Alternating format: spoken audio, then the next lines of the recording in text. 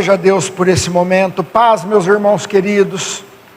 Uma noite abençoada para você, para a tua casa, para a tua família. Quero convidar você a abrir o texto bíblico no livro de Gênesis, primeiro livro da Sagrada Escritura, primeiro livro do primeiro bloco da Bíblia, composto por 5 livros que chamamos de Pentateuco, os 5 primeiros livros da Bíblia, escrito por Moisés.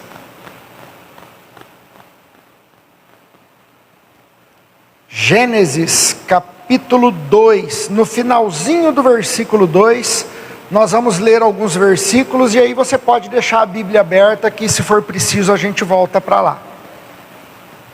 Gênesis capítulo 2, verso 25, diz assim a Sagrada Escritura: o homem e a mulher estavam nus,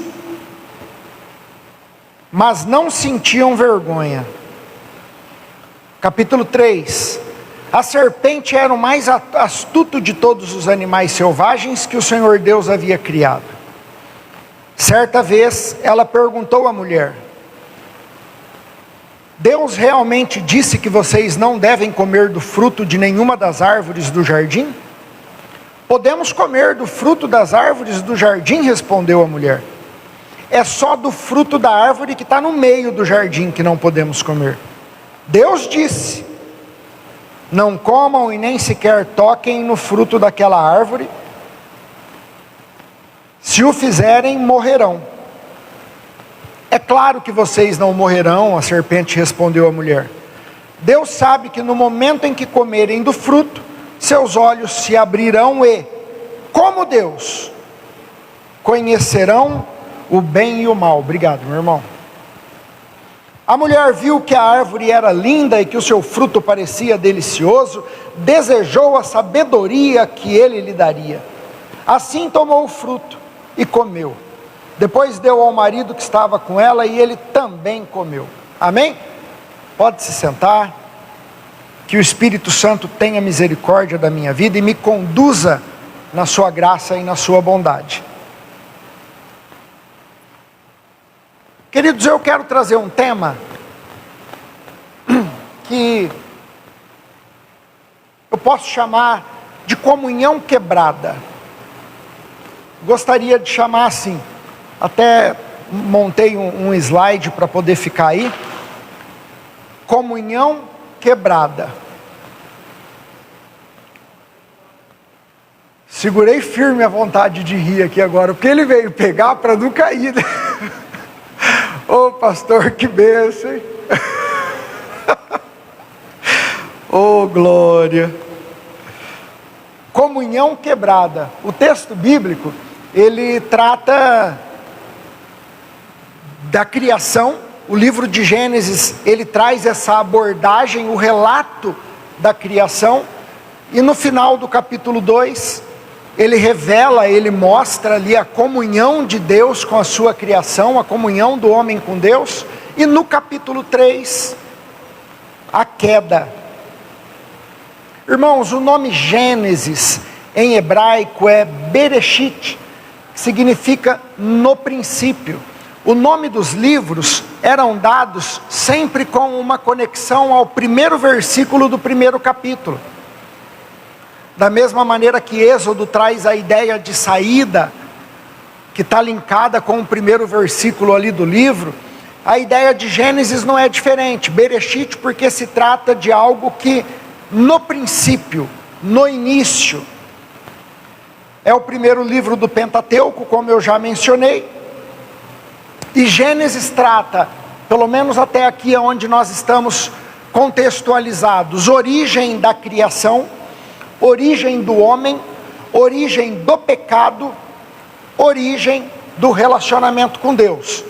Então é nesse contexto que nós estamos, Gênesis capítulo 1,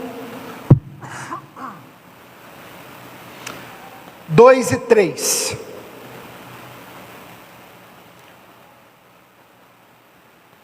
Antes de começar a tratar especificamente aqui da introdução, eu quero enfatizar algo que é muito provável que você já tenha ouvido, eu também já ouvi muitas vezes, pessoas falarem sobre a pregação do Evangelho. A pregação do Evangelho no sentido de que ela tem que ser feita de maneira séria, bíblica, expositiva, e às vezes surge aquela dúvida, mas como que é então que eu sei que a mensagem do Evangelho está sendo pregada? Como é que eu sei que a mensagem que está sendo pregada é uma mensagem coerente, é bíblica? Então, tem alguns pontos a serem considerados. Você vai perceber que toda mensagem, ela carrega alguns pontos que são inegociáveis. Irmãos, nós não fomos instruídos pelo Espírito, nem por Jesus, a ficarmos inventando moda. Você vai reparar que a palavra de Deus, ela é pregada de maneira, ela se renova, ela se encaixa no coração do homem de acordo com a aplicação daquele momento, daquele contexto, mas os temas que são tratados, eles não ficam alternando e mudando. Existe uma base, uma estrutura, em cima dessa base é criada uma mensagem e um conteúdo. Então por que eu estou dizendo isso? Porque vocês vão reparar que eu vou entrar num assunto aqui bem no início, que também foi tema, ou melhor, que também foi um assunto tratado na mensagem de quarta-feira. E é exatamente isso. João Batista não ia para o deserto pregar uma mensagem nova todo dia. A mensagem de João era a mesma. A mensagem não muda, mas o Espírito de Deus pega a mesma mensagem todo dia e coloca no nosso coração de forma diferente todo dia. A palavra é viva, é poderosa e é eficaz. Então aqui nesse contexto onde nós estamos, no capítulo 2, a gente percebe a intimidade e a comunhão de Deus com o homem.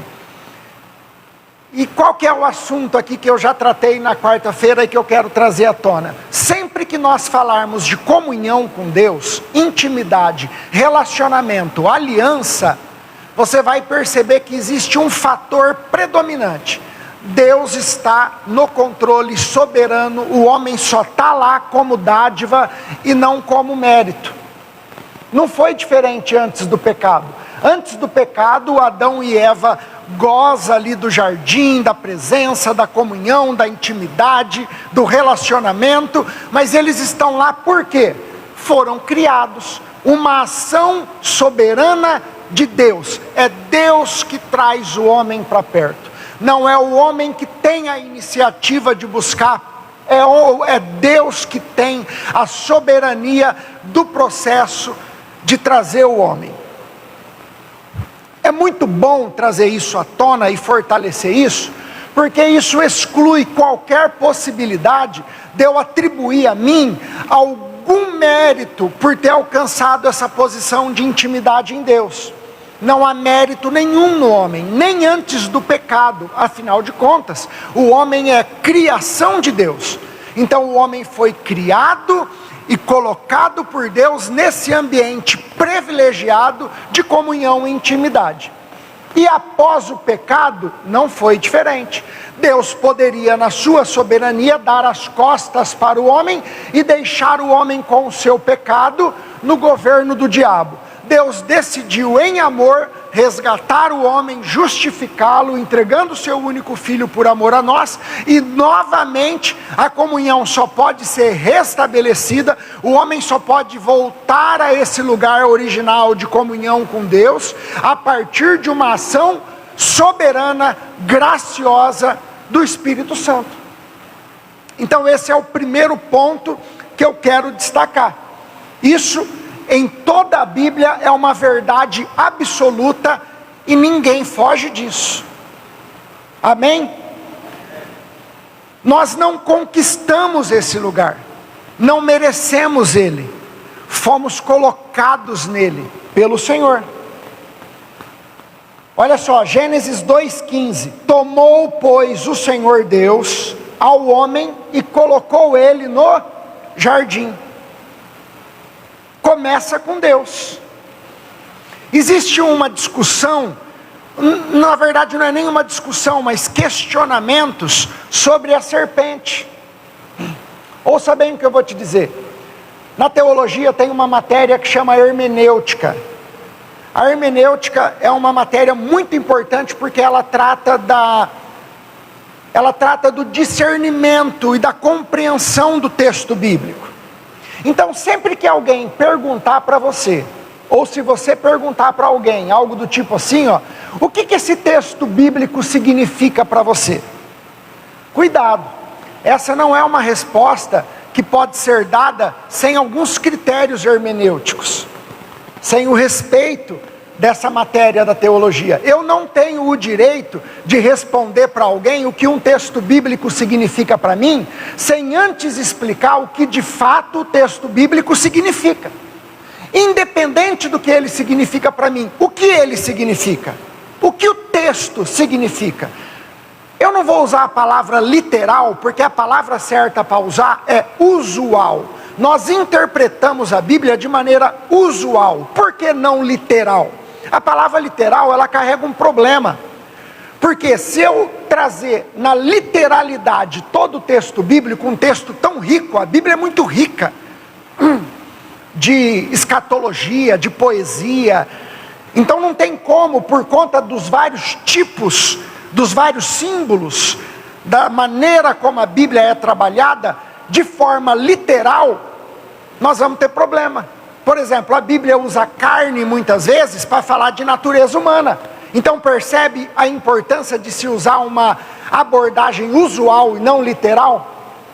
A Bíblia usa muitos termos, a Bíblia usa mundo, por exemplo, que na nossa concepção humana, a gente entende mundo como planeta Terra. A Bíblia usa mundo como sistema, sem contar todos os outros, as outras falas bíblicas em livros proféticos que estão cheias de símbolos e menções ao futuro. Então se faz uma abordagem usual, e dentro dessa abordagem eu tenho que primeiro explicar o que significa o texto, de maneira usual, o texto em si, o que ele significa, antes de qualquer ideia de falar o que ele significa para mim. Eu tenho que entender o que ele significa. O que ele significa para o escritor, quem escreveu. O que esse texto significa para quem escreveu? Em que tempo ele escreveu? O que esse texto significa para quem está recebendo o texto naquele momento, naquele contexto? O que esse texto significa para quem ele foi dirigido e para quem ele foi escrito? Uma vez que eu respondo essas perguntas, aí então, já com uma visão ampla de fora do texto, uma abordagem segura, hermenêutica, aí eu posso fazer uma aplicação respondendo o que o texto significa para mim. Porque aí eu não vou ferir a base e a estrutura. Então, com relação à serpente, por exemplo, alguns perguntam, a serpente é o animal ou é o diabo? Percebe, a Bíblia trabalha com o simbologismo. De fato, a serpente aqui era o animal, a serpente, mas também está fazendo alusão a um ser espiritual, diabo, o inimigo das nossas almas. A serpente é uma criatura real, mas dentro desse texto, usada por Satanás. Um animal astuto. A revelação bíblica completa identifica o diabo atuando ali. Apocalipse 12:9 diz assim: a antiga serpente, que se chama diabo, e Satanás. Então olha só, Deus criou o animal. Satanás, nesse contexto, usa o animal como instrumento. Então aqui de fato tem a serpente animal, estava ali, e Satanás que a usou e influenciou através da serpente o pecado ali de Adão e Eva. Então o primeiro fato, falando sobre comunhão, é que é uma dádiva, é um presente, é uma graça, é uma conquista não merecida pelo homem, em nenhuma instância, nem antes do pecado, porque fomos criados em amor, e muito menos ainda após o pecado, porque fomos resgatados também em amor. Uma dádiva. Segunda consideração que eu quero fazer sobre comunhão, é que o texto que nós lemos no capítulo 2, no verso 25, diz que eles estavam nus e não se envergonhavam. E não tinham vergonha. Estavam nus e não se envergonhavam. Vocês percebem que esse texto revela o ambiente da comunhão? Aqui ele joga para fora, literalmente mostra, expõe a natureza daquele relacionamento. Eles estavam nus e não tinham vergonha. Então eu aprendo aqui 4 coisas importantes que eu quero compartilhar com você. Eu posso até dizer, na aplicação que eu quero usar, que a intimidade, a comunhão e o relacionamento com Deus, de comunhão e intimidade, ele está sustentado nesses 4 pilares. Primeiro, pureza. A ideia de contemplar aquele casal nu no jardim, sem vergonha, diante de Deus, essa nudez, essa maneira como a Bíblia expõe, eu consigo entender pureza. Pureza, sem mancha. E eu não estou falando de uma questão de perfeição moral que foi conquistada por práticas e normas.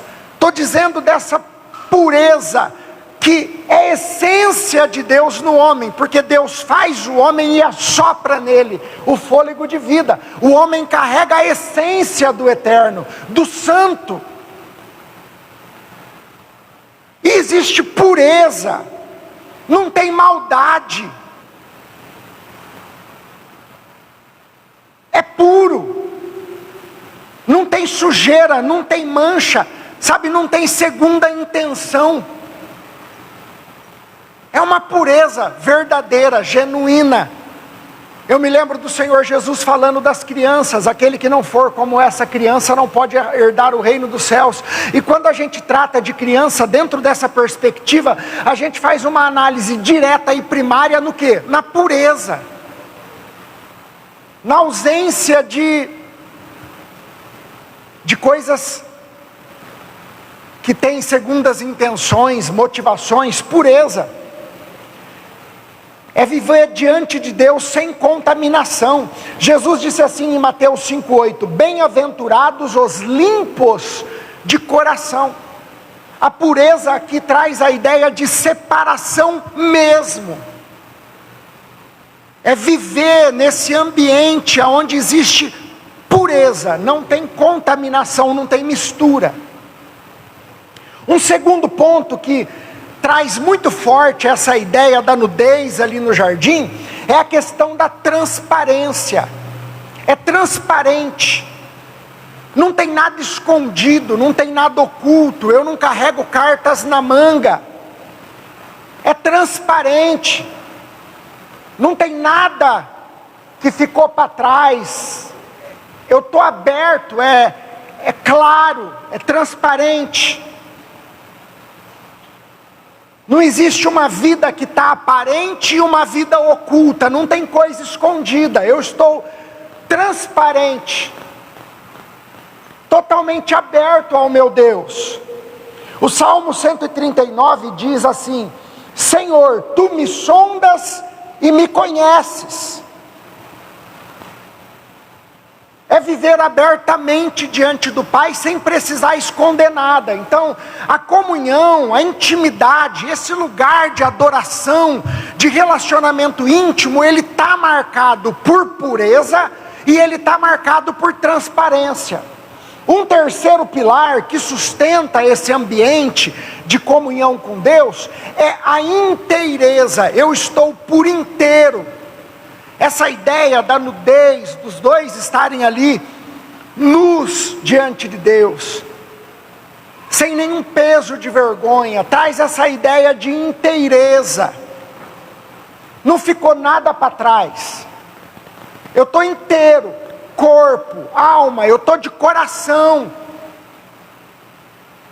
É inteireza. Não tem divisão, não tem fragmentação, eu não estou fragmentado, eu estou aqui inteiro. Eu quero realmente que o Senhor trabalhe em tudo. Eu estou exposto, estou inteiro. quero ser moldado. Não é um coração dividido. Uma vida que está alinhada por dentro e por fora. Exposta, inteira. O salmista no Salmo 86 diz assim: dispõe-me o coração para só temer o seu nome. Um quarto pilar, uma quarta estrutura que se sustenta essa vida de comunhão com Deus, dependência. Fala muito comigo essa ideia de dependência quando eu leio para esse texto que expõe a nudez daquele casal. Dependemos do Senhor. Dependemos para comer, dependemos para viver, dependemos para beber, dependemos para vestir.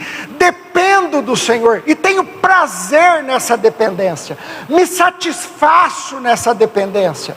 É bom depender de Ti, porque o Senhor me ama, é bom, é misericordioso e é fiel. Então eu dependo com prazer. Fala muito ao meu coração essa ideia de dependência, esse quadro de intimidade que é revelado aqui nessa nudez carregada de pureza, carregada de inteireza, carregada de transparência e também de dependência. Quando eu olho para esse casal, sabe, eu percebo alguém que não tem um plano B. Não tem a possibilidade de dar errado, não tem plano B aqui, já deu certo. Eu estou no melhor lugar do mundo, com o único Deus, com o Todo-Poderoso, que me criou, que me trouxe, que me ama, que me mantém, que me sustenta. Eu dependo. Não quero estar no controle. É uma vida sustentada. O Senhor Jesus disse em João capítulo 15: sem mim nada podeis fazer. Então aqui nós nos deparamos com um quadro de comunhão, intimidade, que não partiu do homem, nasceu na soberania e no amor de Deus, e que a pureza, a transparência, a dependência, a inteireza sustenta e revela esse ambiente de comunhão. Agora a pergunta, eu já estou caminhando para entrar no corpo da mensagem: o que pode quebrar essa comunhão? O que pode estragar? O que pode romper? O que pode fazer o homem perder os benefícios da comunhão com Deus, que são infinitos? A comunhão com Deus me traz benefícios incontáveis: vida abundante, paz, alegria, prosperidade e tantas outras coisas. Se a comunhão com Deus está sustentada em pureza, transparência, inteireza e dependência, o que pode quebrar isso? Nós já vimos no Éden que ela foi quebrada. Deus na sua soberania trouxe, Deus na sua soberania ajuntou para si, mas deixou o homem exercer a sua responsabilidade diante da ordem que foi dada. O que pode quebrar isso? O pecado quebra a comunhão. Se enquanto eu falava desses 4 pilares da comunhão, o Espírito Santo trabalhava no seu coração e agitava a sua alma, promovendo em você um desejo de estar diante de Deus, com essa nudez, com essa transparência, essa pureza, essa dependência, essa inteireza, que bom desejo que o Espírito Santo tem trabalhado em nossos corações. E o Espírito de Deus faz isso. Ele dirige a igreja a Cristo, Ele impulsiona as nossas vidas para esse ambiente de intimidade e comunhão, de pureza, de dependência. O Espírito Santo promove isso. Eu tenho certeza que enquanto eu falo, Ele trabalha nos corações aqui, promovendo esse desejo verdadeiro de estarmos com o Pai, nesse lugar de comunhão diária e maravilhosa. Mas uma coisa tem que ser dita: o pecado pode quebrar isso. E o que é o pecado? Isaías 59, 2: as vossas iniquidades fazem separação entre vós e o vosso Deus. O pecado, ele não só afeta, ele separa. quebra, atrapalha. Pecado é ruptura com a palavra de Deus. É quando eu deixo de viver debaixo daquilo que Deus disse e passo a viver a partir da minha própria vontade. Foi exatamente o que aconteceu no Jardim do Éden, sim ou não? Deixaram de viver debaixo de um comando, de uma palavra, para satisfazerem a própria vontade. O que é pecado? Romanos 3:23 diz que todos pecaram e carecem da glória de Deus. Pecado no grego é amartia, fala de errar o alvo. E esse alvo é exatamente errar a vontade que Deus determinou para mim e para você. A palavra de comando que Ele deu, a instrução que Ele estabeleceu. Deus nos chama, nos atrai, nos resgata, mas nos orienta. Dá uma palavra, dá um comando. Todos nós carregamos comandos.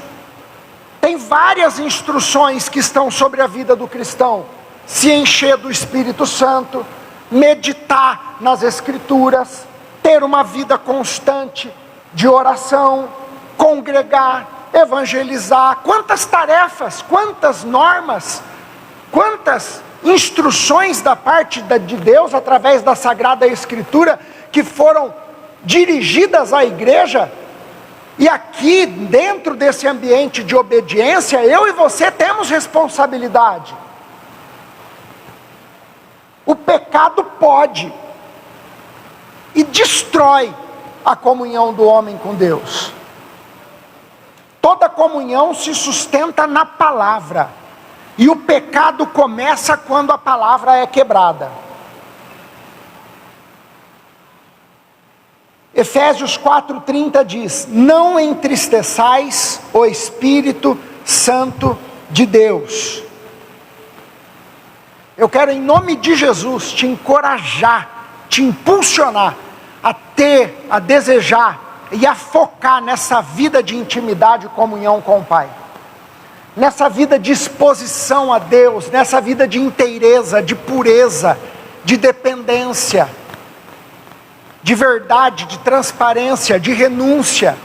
Essa vida lançada aos pés da cruz, essa vida de morte diária do ego, essa vida de total entrega a Deus, do coração, dos sonhos, dos projetos, essa vida de comunhão maravilhosa, guardada no centro da vontade de Deus. Agora eu quero entrar numa segunda parte da mensagem, que é como o pecado percorre esse caminho. Como que o pecado ganha esse lugar no coração do homem? Como que o pecado se instala como um vírus, produzindo essa quebra na comunhão, produzindo essa ruptura no relacionamento? Eu tenho certeza que muitos aqui já viveram a terrível experiência de estarmos bem com Deus, adorando, santificando, renunciando, congregando, exercendo ministério, evangelizando, vida de oração, está tudo tão gostoso. A comunhão é real, você sente, vive essa presença. E aí você perde tudo isso e vê tudo isso escorrer pelas mãos por conta de um desejo mal administrado, por conta de um pecado. Ele veio do dia para a noite? Nunca vem. Alguma coisa começou a ser colocada de lado, alguma prioridade começou a ser invertida, e aí a fraqueza foi sendo exposta. E nesse caminho, o desejo foi ganhando força. E o desejo humano, quando ganha força e vira realidade, nasce o pecado. Porque o pecado é esse fruto da concupiscência humana. Como que o pecado percorre o caminho para poder entrar nesse relacionamento íntimo com Deus e trazer problemas? Qual é o caminho que ele percorre? Então, o primeiro caminho, o caminho do orgulho. E por que eu quero trazer orgulho aqui? Porque a Bíblia relata que Adão e Eva eram obra máxima da criação de Deus, coroa da criação, criados à imagem e semelhança de Deus. Mas mesmo Adão e Eva, nesse nível de criação, foram enganados por um outro ser, que não tinha a mesma intimidade, que não tinha a mesma comunhão, mas que era astuto. E Adão e Eva se deixou levar. O orgulho é um dos primeiros caminhos que o pecado usa para romper a comunhão com Deus. O orgulho é um câncer terrível. É extremamente prejudicial para a comunhão com Deus. É extremamente prejudicial para o avanço da intimidade com o Pai. É quando o homem se coloca numa posição que não foi estabelecida por Deus. O orgulho é um problema, uma doença, algo maligno, um mofo que tem que ser combatido, enfrentado. O orgulho é senso de superioridade. Eu quero tratar do orgulho aqui na perspectiva de me sentir bem demais, me sentir imbatível, me sentir que agora ninguém me alcança, agora eu já tomei a dianteira, agora já ficou para trás todas as minhas fraquezas, agora eu já estou num nível diferente, agora eu alcancei um nível que eu nunca alcancei, agora eu estou numa posição que está tudo bem, eu estou voando, minha vida espiritual está no topo, eu estou no meu melhor momento com Deus, está tudo acontecendo, agora eu cheguei no... está demais agora.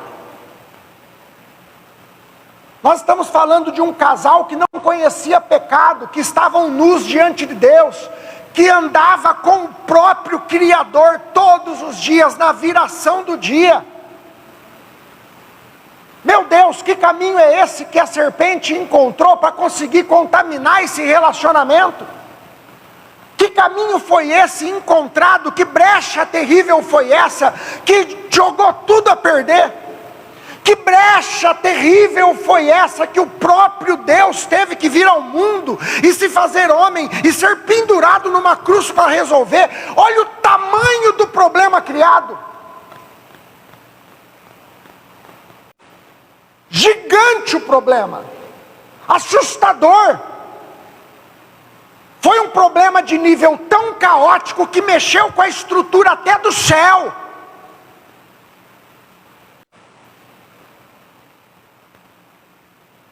Orgulho. O orgulho é um caminho. Não pare de vigiar porque você acha que está bem. Não pare de vigiar porque você acha que está no melhor momento.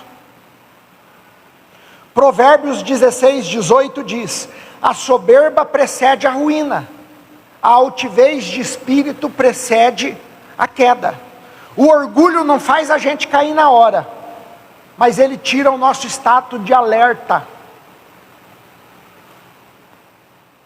O orgulho me deixa com uma sensação de superioridade. Eu já sei.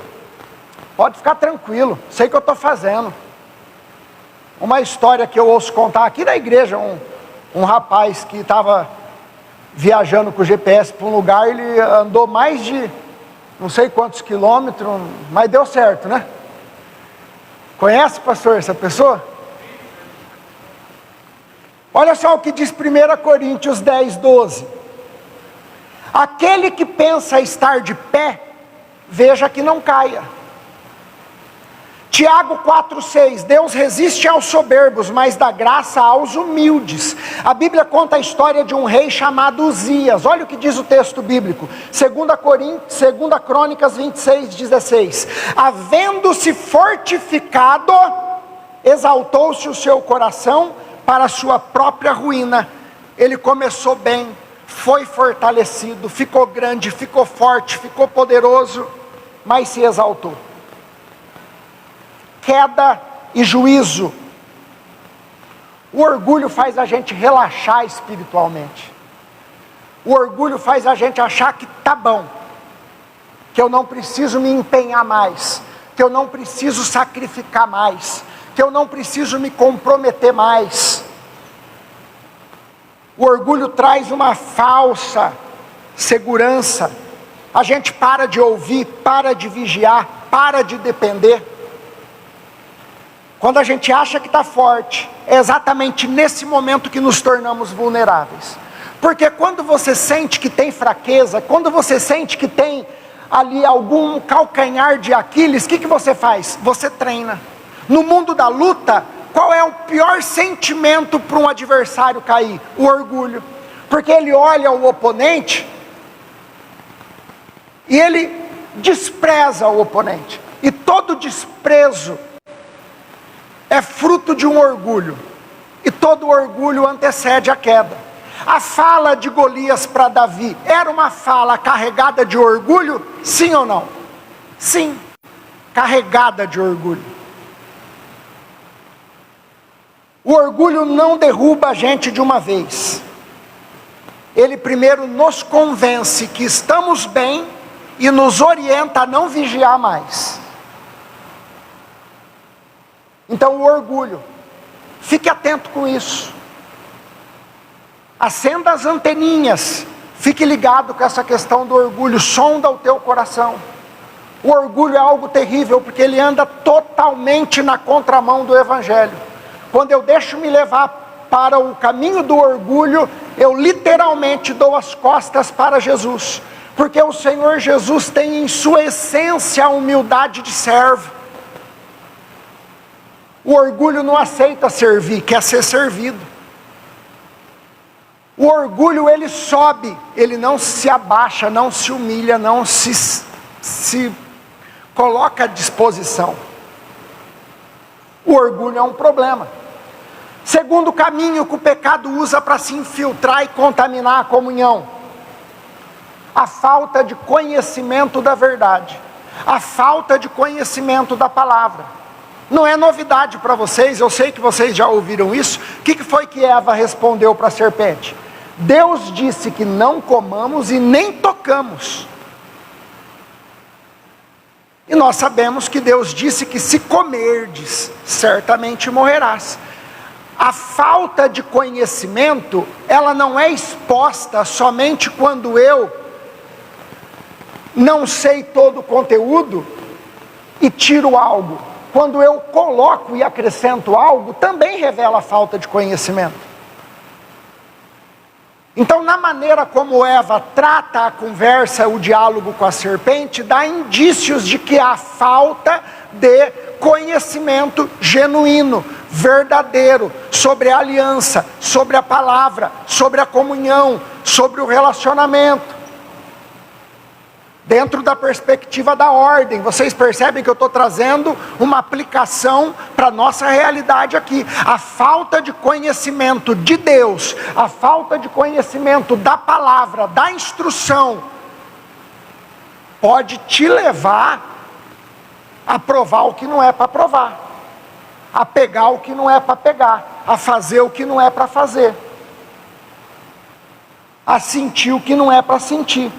O pecado ganha espaço quando há ausência de conhecimento sólido na Escritura, na palavra de Deus. Não é falta de conhecimento, é conhecimento distorcido, raso e mal estruturado. Conhecimento se tem, mas raso, distorcido e mal estruturado.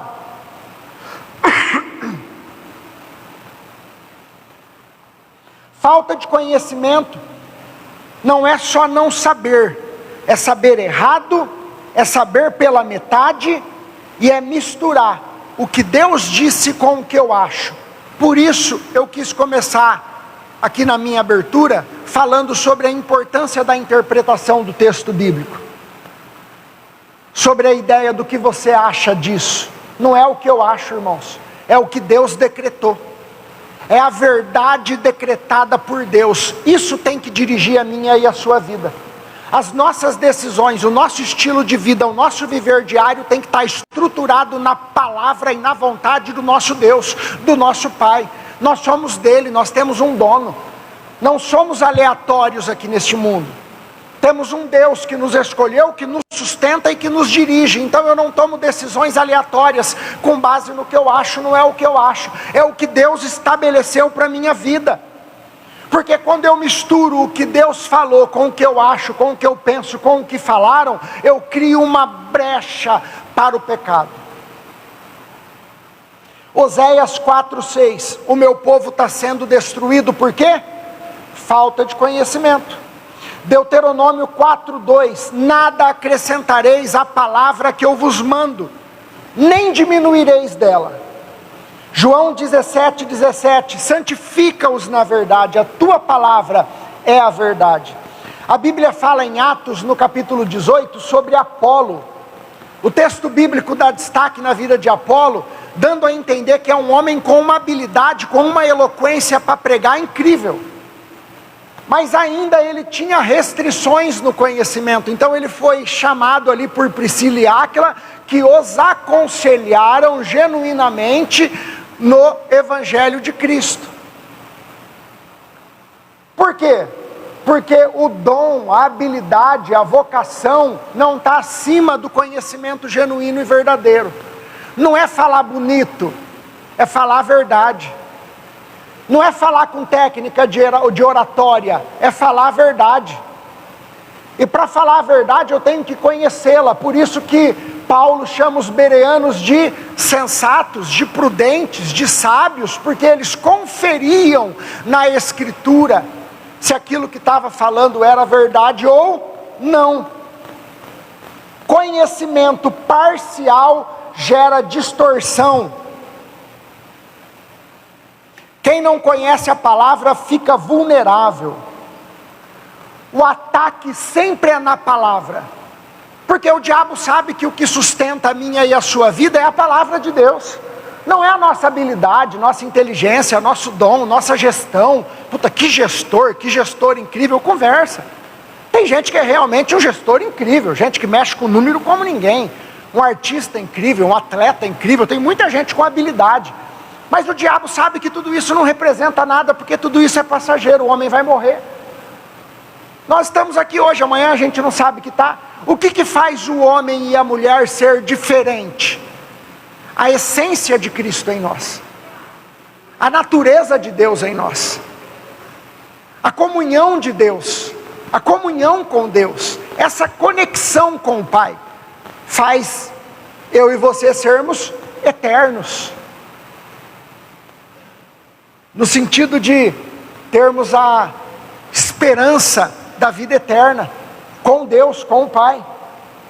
Então o diabo tenta ferir o quê? A palavra. A palavra é o ataque. Quem não conhece a palavra não reconhece quando ela está sendo distorcida. É muito sério isso. Eu encerro esse tópico aqui. Quem não conhece a palavra não reconhece quando ela está sendo distorcida. Será que você está preparado para refutar uma heresia? Se eu estivesse discorrendo uma ideia aqui que foge do princípio da Escritura, é uma pergunta boa para se fazer. Terceiro ponto que eu quero destacar, que abre uma brecha para esse caminho que o pecado percorre até o nosso coração: insatisfação. Por que insatisfação? Porque o diabo cutucou uma área que não era para ter força ali. Olha o que ele falou para Eva: se vocês comerem, vocês vão ter os olhos abertos, serão como Deus.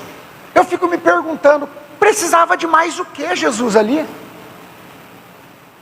Eles tinham tudo, era um ambiente perfeito, tinha comunhão, tinha paz, tinha intimidade com o soberano de toda a terra, era um jardim incrível, tinha tudo do que eles precisavam. Do que mais precisa o homem? E ela foi pega na ganância, foi pega na cobiça. Do que mais precisava Lúcifer? Do que mais? Já foi criado num nível angelical absurdo, era querubim da guarda, ungido, em meio às pedras afogueadas tu andavas. 10 tipos de pedras preciosas cobriam aquele ser. o ônix, o jaspe, a safira, o carbúnculo, a esmeralda, o ouro, a prata, anéis de ouros em engastes eram feitos os teus ornamentos. Tinha de tudo. Um lugar majestoso de autonomia suprema ao lado do Todo-Poderoso. Meu Deus, era Lúcifer.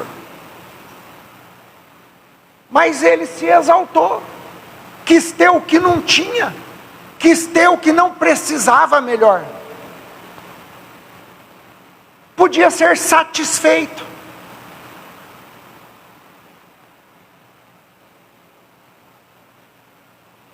E nessa palavra eu fiquei perguntando para mim, quando é que essa cobiça vai morrer?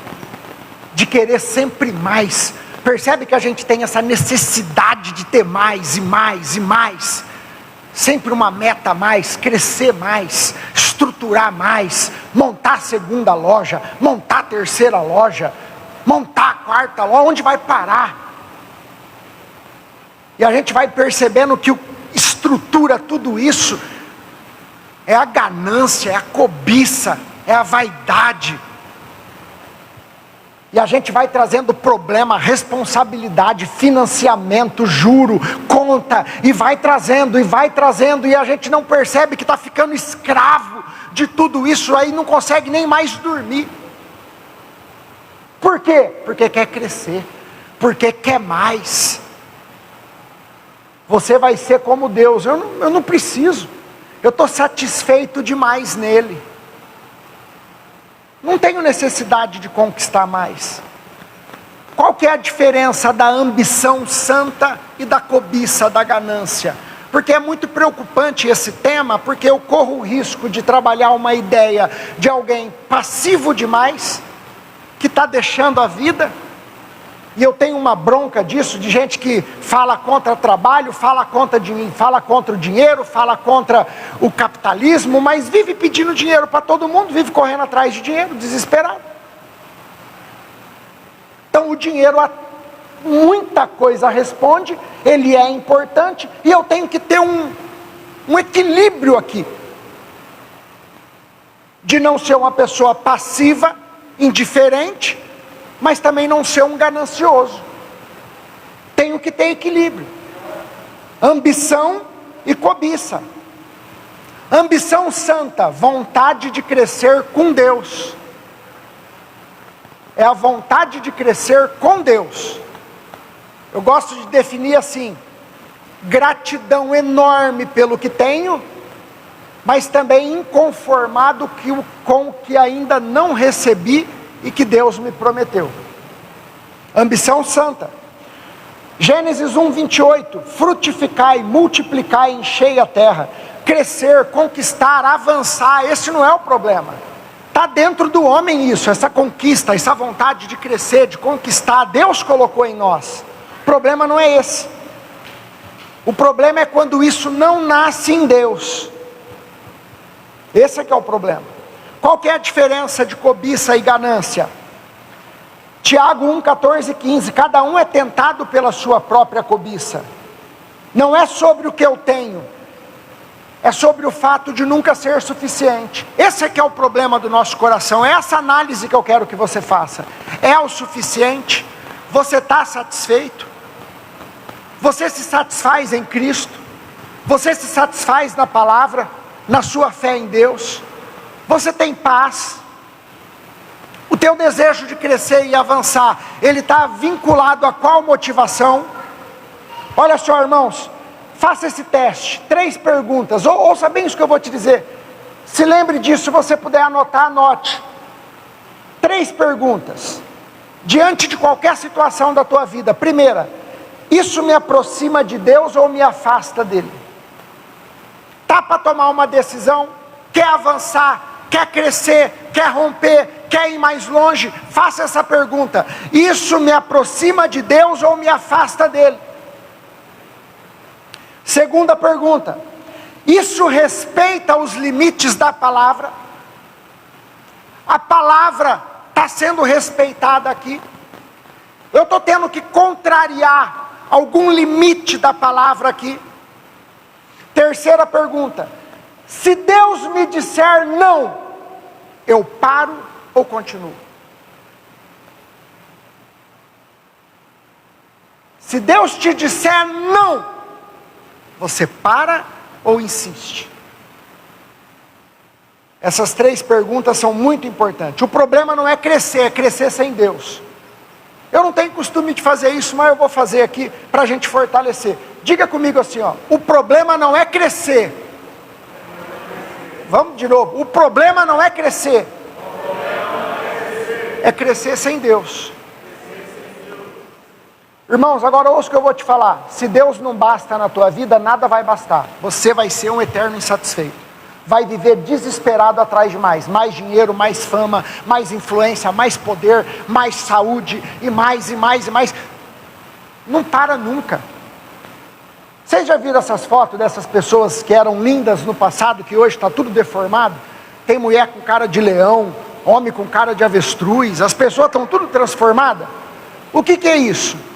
Isso é a ganância e a cobiça de querer mais, e mais, e mais, e não tem limite. Não tem limite. O ser humano sem Deus é isso, ele quer mais. Nós não podemos perder a satisfação em Deus. Quando Deus deixa de ser suficiente, qualquer proposta me parece necessária. É uma compulsão. E essa compulsão eu não trato como desejo de crescer. Eu trato como uma manifestação da insatisfação que está escondida. É diferente. Existe o desejo de crescimento, o desejo de melhorar. Um pai que quer melhorar financeiramente por conta dos filhos, estrutura, saúde da família. Existem muitos desejos naturais de crescimento, mas eles andam alinhados com a palavra e com a oração. Meu Deus, eu estou diante dessa situação, eu não posso aceitar, eu não quero isso para mim, porque a tua palavra me apresenta isso, a tua palavra me apresenta essa realidade, e eu aqui na terra quero viver isso, porque a tua palavra me apresentou isso, e eu creio nessa palavra, porque a tua palavra diz isso. Então eu caminho com Deus em oração, estruturado na palavra. Essa é a vida cristã maravilhosa, dirigida e conduzida pela verdade. Amém?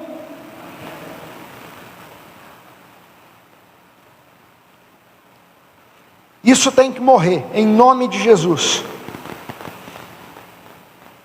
Eu quero concluir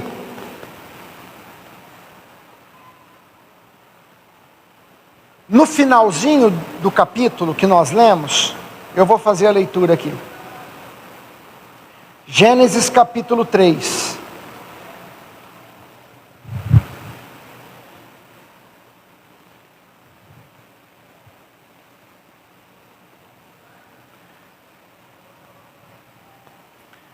Gênesis capítulo 3, verso 8.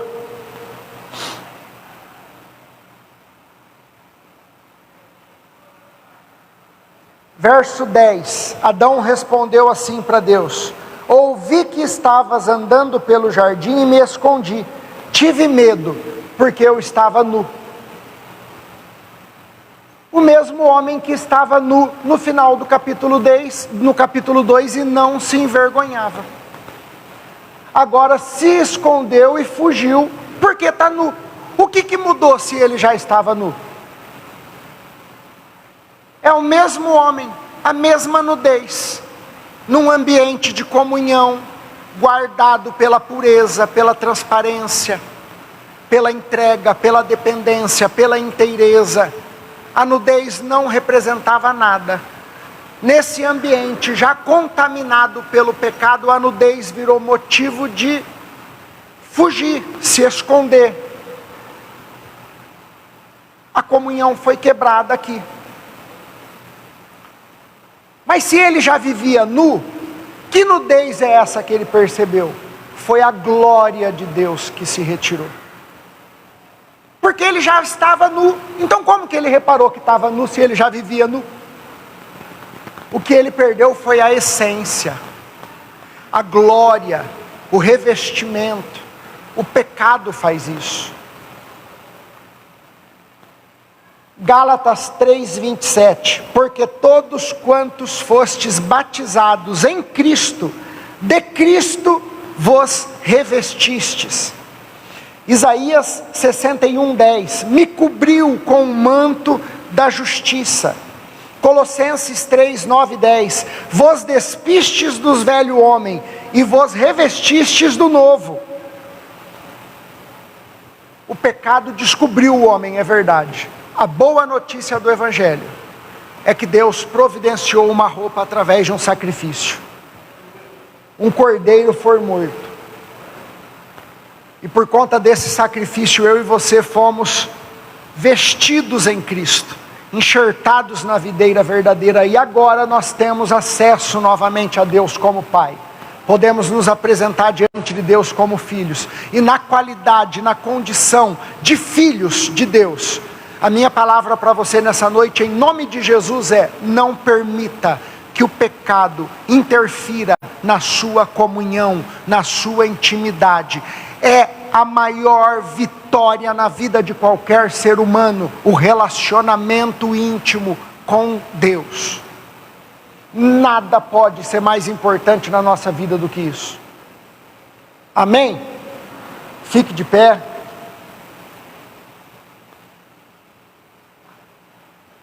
Santo Espírito de Deus, a minha oração em nome de Jesus é para que o Senhor nos dê graça para vivermos uma vida de intimidade, comunhão, santidade, pureza, inteireza, entrega, dependência, renúncia, no centro da sua vontade. Nos dá graça para avançarmos e crescermos em paz com o Senhor e com a Tua Palavra. Que não haja em nosso meio insatisfação, cobiça, ganância. Oh meu Deus, em nome de Jesus, arranca dos nossos corações, blinda a nossa alma com o Teu amor, com a Tua graça. Santo Espírito, enche as nossas vidas. Santo Espírito de Deus, conduza os nossos corações, estrutura os nossos pensamentos na Tua Palavra. Oh meu Deus, a minha oração em nome de Jesus é para que o Senhor produza em nosso coração mais fome e mais sede da Tua Palavra, que sejamos famintos, sedentos pela Palavra da verdade. Oh Senhor, em nome de Jesus, nos dá graça para vivermos essa palavra em nosso viver diário, para colocarmos em prática o que o Senhor nos orientou. Ah meu Deus, em nome de Jesus, nos guarda no jardim, nos guarda nesse lugar de comunhão, nos protege nesse lugar de intimidade contigo. Não permita, Senhor, que caiamos em tentação. Nos livra do mal, nos afasta e nos blinda do pecado, nos protege de tudo que pode atrapalhar a nossa comunhão contigo. Nos guarda na verdade, Senhor Jesus. A Tua palavra